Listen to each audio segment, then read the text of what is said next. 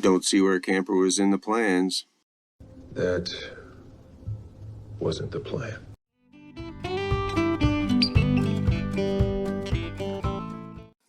We hadn't been looking for a camper.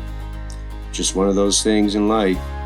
It shows up one day and you gotta go look at it. The price seemed right. It looked pretty good. It was worth a drive, even though it was almost an hour away. It's a 1997 Comfort camper. 8 foot, fits in the bed real well. Of course, we have the truck for it. So I took the drive. I could see right away it was going to need work.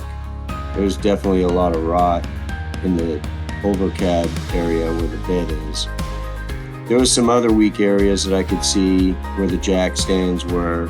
It was definitely not taken care of recently, but the inside looked pretty good. The guy I was buying it from said everything inside worked and included a sink, stove, furnace, refrigerator, and all the lights, fans, and yes, a bathroom. It also included all the camping accessories that go along with your camping. Being that I took the SUV up to look at the camper, I left the deposit and made plans to return with my truck. The day I returned with the truck, we discovered the truck sat too high and the camper was not positioned in a way that we could get it loaded. So I left it for a week, and the gentleman selling the camper was nice enough, because he was in the welding business, to manufacture some brackets. My return trip was successful and we were able to get it loaded in the pickup. Once it was loaded, getting it tied down was going to be another issue, but with some straps, I didn't have too far to go and made it home. It looked pretty good sitting there in the truck, but upon closer inspection, it was obvious this camper was going to need a lot of work. Peeling back the wallpaper, it was obvious this thing had been rotted and leaking for quite some time. The corners looked pretty bad from what I could see so far, and although the floor itself, where the bed area looked okay and solid, it was obvious I was going to have to rip into the ceiling.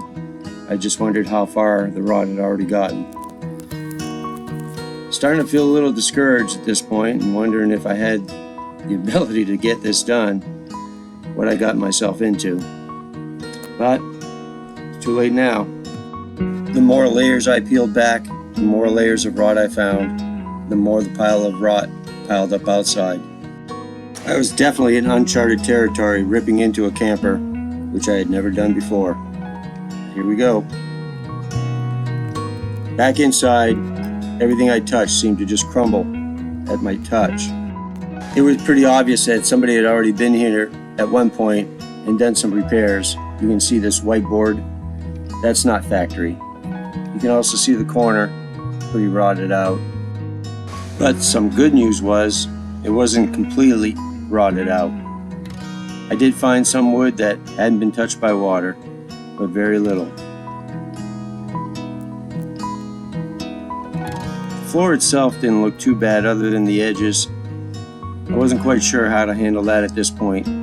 However, as discouraging as seeing all the rot was, I also started to realize something else. There was maybe just enough lumber left to give me the information I needed to rebuild it. But before I could come up with a plan for rebuilding it, I had to see the extent of the damage. So far I was just up in the nose area and wondering how far back I was going to have to peel back the ceiling and replace. There was no turning back now. We had to keep going, and keep going I would.